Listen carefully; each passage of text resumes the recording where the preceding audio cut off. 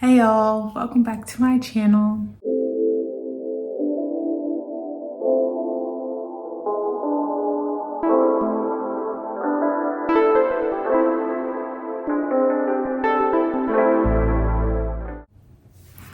If you know, you know. This means we have a book related video. It's not a book haul. I am doing a book recommendation, which I haven't done one in like over a month, so it'll be exciting. I have 4 books as per usual. 2 of them are more surrounded by like suspense and mystery, and then the other 2 are like fiction fantasy. So I'm just going to tell you about these books that I really enjoyed, and hopefully you like them too. I am going to start off with the fiction fantasy ones and then end with the mystery thriller ones. So to start, we have The Shadow Sister by Lily Meade, and I actually received this as an ARC from Goodreads. Love that. But it was very good. I read this pretty quickly. It's fiction, but with a little bit of mystery, and then there's also some type of magic elements to it, but it was very good. A gripping speculative thriller from a dazzling new voice about a teen who disappears and returns changed in ways that trauma alone can't explain. Sutton going missing is the worst thing that could have happened to Casey, to their family. She's trying to help find her sister, but Casey is furious. She knows Sutton is manipulative. Meanwhile, everyone paints a picture of her perfection. People don't go looking for missing Black girls or half Black girls without believing there's an angel to be saved. When Sutton reappears, Casey knows she should be relieved, except Sutton isn't the same. She remembers nothing about while she was gone or anything from her old life, including how she made Casey miserable. There's something unsettling about the way she wants to spend time with Casey and watch her goldfish swim for hours. What happened to Sutton? The more Casey starts uncovering her sister's secrets, the more questions she has. Did she really know her sister? Why is no one talking about the other girls who have gone missing in their area? And what will it take to uncover the truth? Okay, so before Casey's sister Sutton went missing, I think it was like 2 or 3 other girls went missing. No one did a search party for them. No one really, like besides family, no like big search parties for them, no news spotlight or anything. So technically it's been like a serial kidnapping and missing type situation. But Sutton is now the first girl who has reappeared, but she's reappeared and she remembers nothing from the past. She remembers nothing from when she was taken. All she knows is that she wants to be with her sister Casey. Now, Casey and Sutton, I feel like it's a typical sister relationship that they have their problems. And as you read the book, you see where Casey is coming from on her kind of anger and standoffishness toward her sister Sutton, because they have a lot going on between the two. Like, there's just some things they have to work out. So she's very surprised when Sutton comes back and wants to be hanging out with her, and she's not really feeling it. So that alone makes her know that something's wrong with her sister. So Casey's kind of uncovering some secrets and truths about her sister that she didn't know, and at the same time she's trying to figure out who this quote-unquote new Sutton is, because she's not the Sutton she remembers. So it has like a mystery element to that. I don't want to say too much because there is some type of magic that happens towards the end. It is explained, it does make sense, but I can't say too much without spoiling the ending and how things work. But it kept me guessing on what was actually happening. And honestly, when you find out who was doing everything, bombs. But it actually adds up, because one thing I did when I found out who did it, I started remembering things that I read earlier on, and they do give you the signs of who's doing what. But this was really good. I read this probably like, I don't know, 2-3 hours. Really, really good. And it only had 320 pages. So yeah, and again, I received this ARC from Goodreads. So we're gonna keep it pushing, but go read this book for real. It was really good. The next one I enjoyed as well, Twin Crowns. This is by Katherine Doyle and Katherine Weber. Obviously you can see it's twin related. The second book came out. I haven't read it yet, but I heard it's really good. I also received this one from Goodreads as well, but it had been on my list like prior. Like I wanted to read it and I entered the giveaway and I won. So that was exciting, but this is the sequel. And I'm not sure if it ends there or if it goes to another one, but I do want to continue reading the series. Now with this one, it's twins, typically, you know, separated at birth, blase, blase. But in this one, the twin who kind of has the royal, well, they technically both have the royal claim, but this one, the twin who was currently in place of getting the throne, she has no idea that she has a sister out there. While the other twin who is held up somewhere else knows about her sister, knows a little bit more about their background. So it's kind of seeing those personalities as they meet, what are their intentions and so forth. Two princesses, one throne. What could go wrong? Wren Greenrock has always known that one day she'd steal her sister's place on the throne, trained from birth to return to the palace and avenge her parents' murder. She'll do anything to become queen and protect the community of witches who raised her. Or she would if only a certain guard wasn't so quite distractingly attractive, and if her reckless magic would stop causing trouble.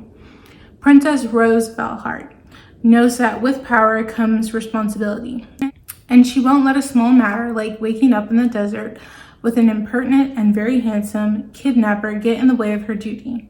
But life outside the palace is wilder and more beautiful than she ever imagined, and the witches she has long feared might turn out to be the family she never had. But as coronation day looms and each sister strives to claim her birthright, an old enemy becomes increasingly determined that neither will succeed. Who will ultimately rise to power and wear the crown? So this is Wren, and this is what's her face, Rose. And so in this world, witches are deemed bad, which typically they're always deemed bad in books, but they're deemed to be bad, and magic isn't good. Like, you're not supposed to have any of that. So Rose, who does have magical abilities, she doesn't know that, and they're not really active. They're dormant, we'll say. And so she's grown up to believe that magic is bad, witches are bad, you know, stay away from that type stuff. Where Wren, she grew up with witches, she knows more of the truth, whereas Rose was sheltered. And as you heard from the back, Wren is supposed to take her sister's place for coronation so she can do some other things, because her and the witches have plans. Now, this is when things get a little complicated, because Wren now has to pretend to be Rose, which she realizes is a lot harder than she thought, because, you know, it's a different thing. They may look alike, but they don't act alike. And Wren only knows so much about Rose on how she can kind of pretend to be her. Whereas Rose has it a little bit easier. She's getting kidnapped and like brought back to the witches, but at the same time, she's trying to figure out the truth and what's actually happening, like what happened to her, what happened to their parents. And it's a lot of drama that goes on and a lot of stirring the pot. And I don't want to say too much because it can spoil some things, but the two of them in a way kind of learn more about each other while being each other and like having to switch places. And as the journey like continues, Rose realizes that she does have magic, and then has to come to terms with basically having magic her whole life, but in this new journey, it's just now becoming active and realizing the truth about magic and those who have it and those who don't. So there we have it, Twin Crowns. Really good. It has 466 pages, and like towards the end of the book, it sets it up for the sequel because there's a lot that happens. And as it said, a common enemy comes into play. So they set it up for the sequel really nice, and it was good. I finished it pretty quickly as well. It was just really engaging, and it was nice to kind of get to know some of the characters. And they have side characters, but I don't want to talk too much about them and then say too much. But yeah. So now I'm going to move on to the more suspense thriller vibe. Now this one, 14 Ways to Die. And this is by Vincent Ralph. This had been on my list for a very long time, and one day I was in Target, so I finally decided to pick it up. It was good. It's good. And at this time, I was still trying to get into like thriller, suspense, mystery books anyway, because I can't consume these as fast as, say, romance. I have to be in the mood for like a thriller suspense book. You have to murder at least 3 people to be called a serial killer. The Magpie Man is looking for his 14th victim. When Jess was 7, her mother was murdered by the Magpie Man. She was the first of his victims, but not the last. 10 years later, the killer is still at large, and Jess applies to appear on an internet reality show in which she'll be filmed once a week for a whole day. And her social media, every text, and all personal interaction will be seen by viewers. She knows this is her chance to remind the public of what she has lost and to finally find the vital clue that will lead her to her mother's killer. When the show starts airing, Jess becomes public property, and her life is an open book and waiting to be read. Then the anonymous text messages start, and Jess begins to realize that the Magpie Man is watching her every move. Told in short, intense chapters, Jess's story is about risking everything to uncover a killer before he can strike again, even if she might be his next victim. And when they say short chapters, they actually mean it, which I think was actually pretty engaging for this story, that the short chapters, it just made you want to continue to read. Let me see if, like, chapter 22 was 1-2 pages. That was it. So they're fairly short chapters. So if you like short chapters, this would be a book that you might be interested in. And I think it just helps carry it along, especially how it's told and what's happening. But how she gets in on the internet, there's like this social media competition that's going on where people can submit their stories, and then a few of them get selected to continue, and then it's kind of like a cancellation round, and then only one is going to be picked to be like the star or whatever. And Jess's story gets picked to be the star. It's a whole thing leading up to how she gets picked, but that's how her story gets out there and how she becomes basically public property. So now she's kind of told people her story about her mother, why she wants to shed light on this topic, and people are tuning in. But as this is becoming more relevant, the Magpie Man is obviously hearing about it because he's at large. So now Jess is trying to figure out who the killer is to basically help herself, her family, but also those who have also lost someone to the Magpie Man. And then she starts getting anonymous text, and it's like a whole array of things, like threatening her, pictures, videos, whatever. And she's now trying to figure out who this anonymous person is. Is it a real person that's giving her like real information or whatever? Or is this like a watcher who's just trying to throw her off her game or things like that? And along with all of this, she has to deal with being in the spotlight. So there's like a manager, there's people that are on her, not 24/7, because there are like scheduled times where they leave her and she gets to be alone, things like that. So kind of have to dealing with that. But then there's also suspicious stuff happening in her neighborhood. There's like certain parts in the book where things are going down and she's at home. And to be honest, she was at home, I felt like, alone a lot. Like, I'm like, you still have your father, like, friends. But it was a really good mystery. And honestly, when you find out who the Magpie Man is, that was actually wild, because the person is literally in front of you the entire time and you don't realize it until it's too late. So I actually really like that aspect of, you don't know who it is, it keeps you guessing, so it does lead up to a big reveal. So that was good stuff. And I mean, it's a pretty, I'd say, thick book, but again, it's short chapters, so it actually goes by pretty fast. It had 382 pages, but some of the chapters are literally 1 page. And that just makes you want to read, because if you're a person that reads by chapters, be like, oh, well, this chapter was really only 1 page, so I feel like I can read however many more. But very good, very engaging, a good kind of like mystery, because it keeps you guessing. Now we're going to the last book, which, talk about save the best for last. I absolutely love this book. The Weight of the Blood by Tiffany G. Jackson. Honestly, I love it. I love it. I love it. I love it. I read it, when was this, February, and this was like my first 5-star read of the year, like my favorite of the month. I really enjoyed this one. I just saw it one day in the store and I really like the cover, because I mean, look at it, and also look at the back.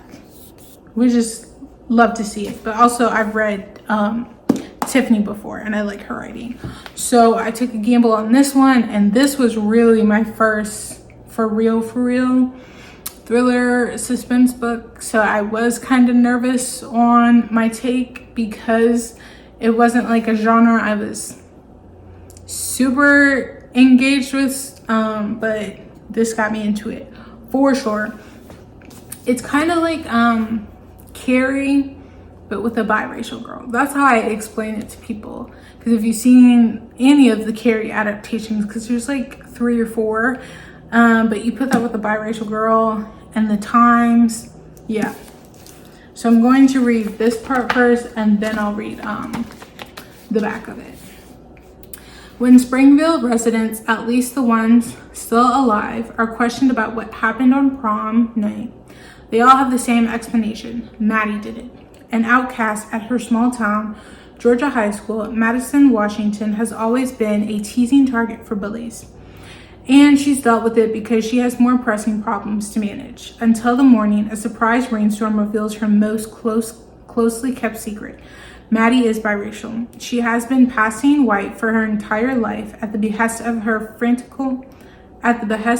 fanatical white father, Thomas Washington. After a viral bullying video pulls back the curtain on Springville High's racist roots, student leaders come up with a plan to change their image.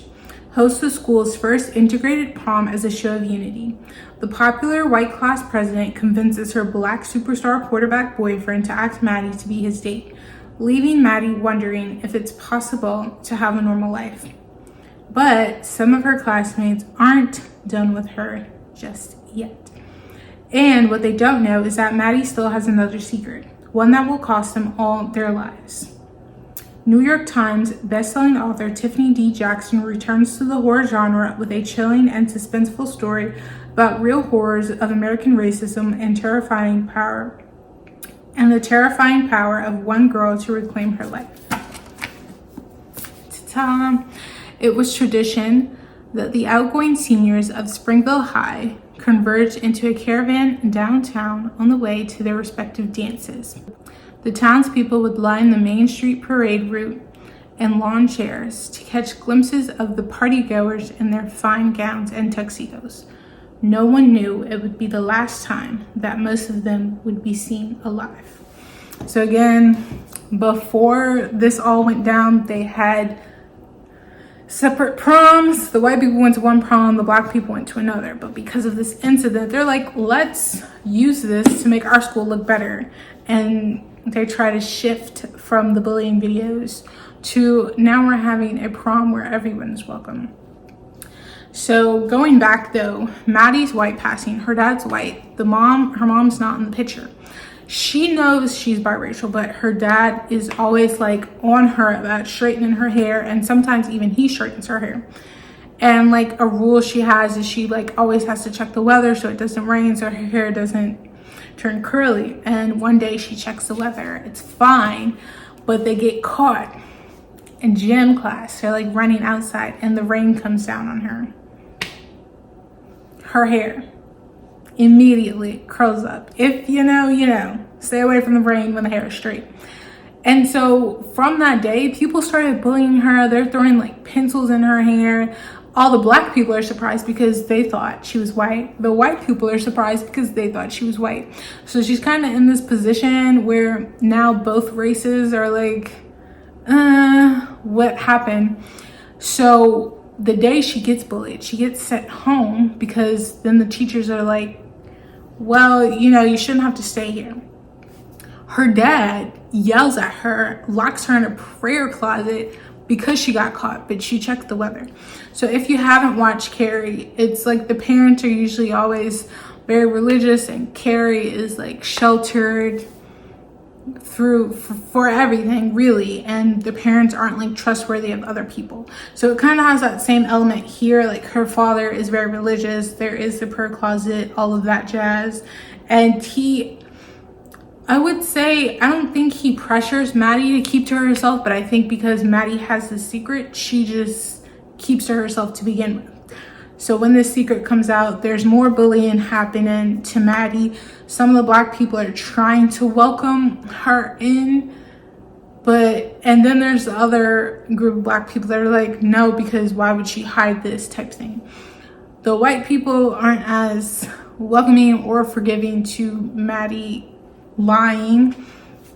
So all of this is happening all while it's happening in the public light, because the bullying video goes the bullying video goes viral of people being racist, and now the school is trying to cover themselves up. And while Maddie is going through all of this, she figures out she has telekinesis, which again, that's an aspect from the Carrie movies. She can do anything with her mind. So now she has this added element to this. But the white school president has her black boyfriend to like go to Maddie and ask her to prom.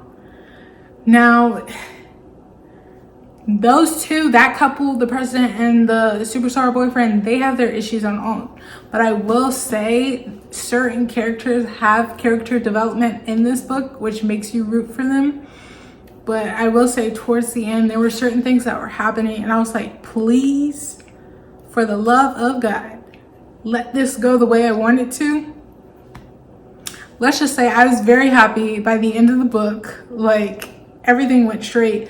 But along with us being told this story, you are hearing from podcasters, because I think it starts with like a podcast about like what happened. Yeah, so it starts on a podcast telling us about the story, and then different people are being brought on to say like what they remember and things like that, and then it'll take you back in the past of what actually happened. So it's like being told from the past and then also from the podcast in the present.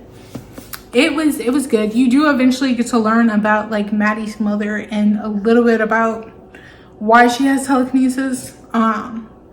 Yeah, but honestly, ate this up. This was very good. I think this would also be like a good Halloween book to read, but at the time I just grabbed it earlier on in the year. And this book has, hold on, 406 pages. And after I read this book, I realized that Tiffany writes a lot of kind of thriller horror books, so I do want to read more of those books by her. The previous books I've read by her were Blackout and Whiteout, which are written by multiple authors. She's just one of the authors. So I want to read more by her specifically because they're really good, but also because I read this one, I've gotten more into that genre. But again, I have to be in the mood to read those because that's not just an everyday occurrence. And that was the last books, you guys. So I hope you like them. I tried to do a variety. So y'all can see I do read more than just romance. I know sometimes with all of my hauls, it seems like I only read romance. I read more than romance.